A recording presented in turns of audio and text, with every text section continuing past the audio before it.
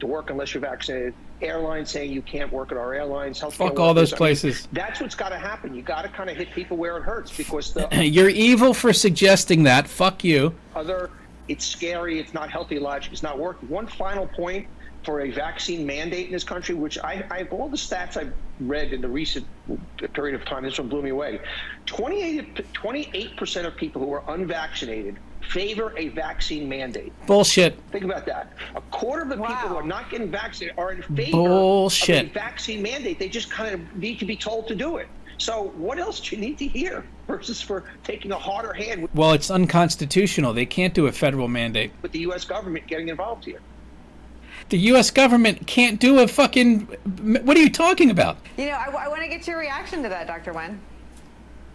I'm not at all surprised. I think we keep on talking about the unvaccinated in this one big category.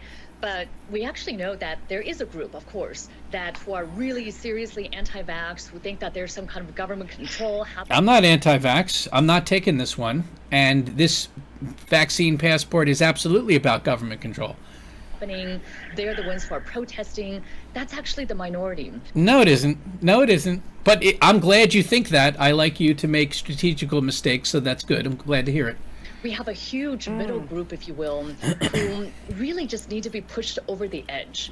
And if they're told that there's a vaccine requirement for their work, maybe we should push you over an edge. How about that? I don't know. They'll be able to get over that edge. Or even if there is a... Oh, you push me over edge! And they're told that they have to get twice weekly testing, or they can be vaccinated, they might see vaccination as the easy and convenient choice. That also helps to push them over the edge. That's pure evil. That's pure evil. That's insane. You're going to try to coerce someone into taking a vaccine. You're going to make their life miserable. That's disgusting.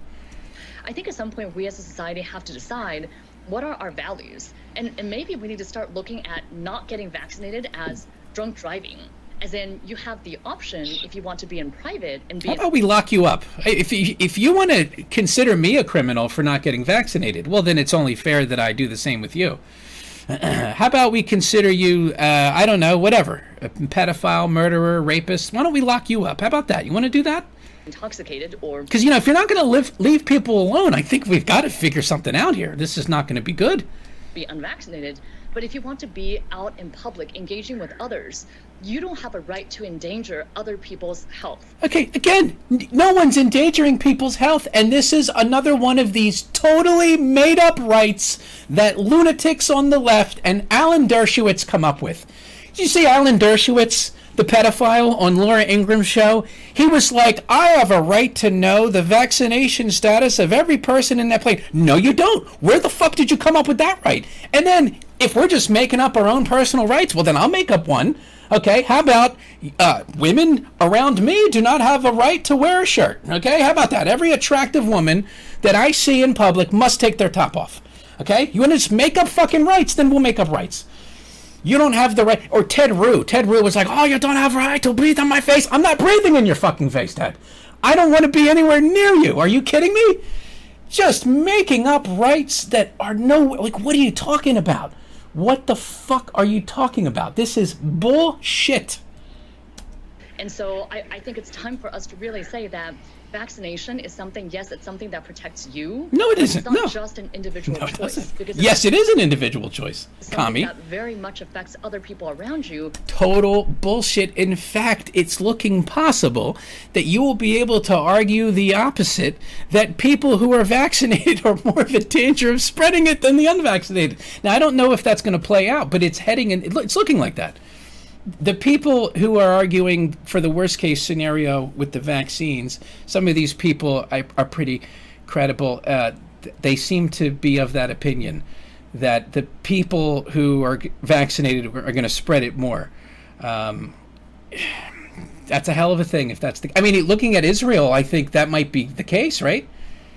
What was it, like 95% of the people in the hospital were vaccinated? And in that article, they were saying that, like, the what do they call that? There's a name for it. The R. It's like one person will infect a bunch of people, and it's like there's like a formula for it. But it seemed like they were arguing that vaccinated people can spread it to way more people than unvaccinated. Oh, what a time. What a fucking time this is. R value, the RO, yeah. Now we'll see. You know, it's not like it hasn't been consistent at this point. But usually, what happens is these people will make an argument.